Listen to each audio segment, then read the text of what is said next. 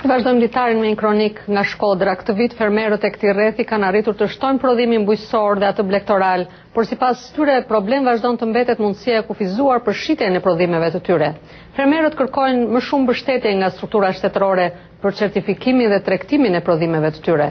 Korespondenti ynë Pullum Sulo bisedoi me disa nga fermerët e Shkodrës dhe përgatiti kronikën filmike që po transmetojmë tani. Vreshtari Zef Pashuku nga fshati Hajmeli Shkodrës prej disa vitesh ka arritur të bashkojë fermerët e zonës në një kooperativë vreshtarësh duke rritur bashkërisht sipërfaqen e vreshtave dhe prodhimin.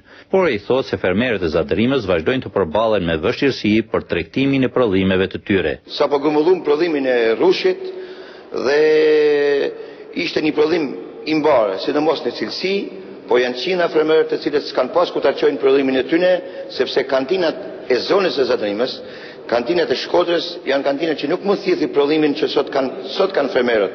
Duhet me domos rritja e kapacitetit gumullues të qendrave të gumullimit të rrushit, të kantinave të rrushit, mbështetja atyre me kredit butë dhe afatgjat që vreshtarët të mbjellin më shumë vreshta dhe prodhimi i tyre të jetë garantuar për treg. Në fshatat e Shkodrës ka një numër të madh grash fermerë, të cilat megjithëse me sipërfaqe të vogla toke, punojnë me përkushtim për të rritur mirëqenien e familjeve të tyre.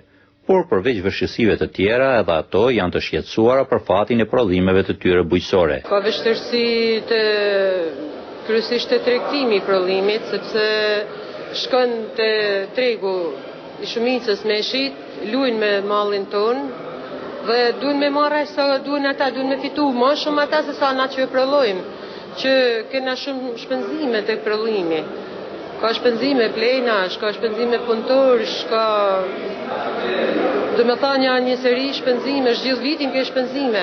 Shumë gra pjesëmarrëse në forum, diskutojnë për prodhime që ata arrin të prodhojnë në fushat e tyre, por që e kanë vështirë daljen në treg.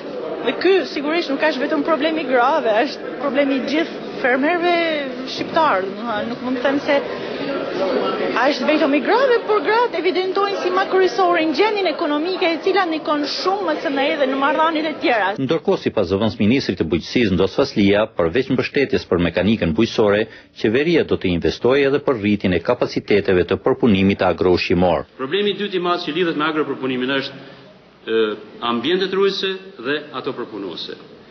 Janë rreth 3,5 milionë dollar të grumbulluara nga fondi kontraparti i granteve të dhëna nga qeveria japoneze.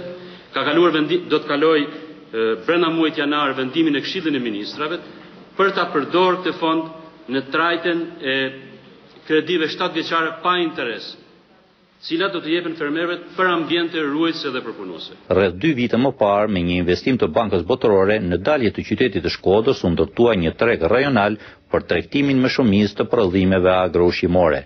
Por që nga ajo kohë të paktë janë fermerët që i afrohen këtij tregu, kjo jo vetëm për shkak të largësisë nga qyteti, por edhe të konkurrencës së pandershme nga disa tregje informale brenda qytetit. Për Zërin e Amerikës, nga Shkodra, Pullum Sulo.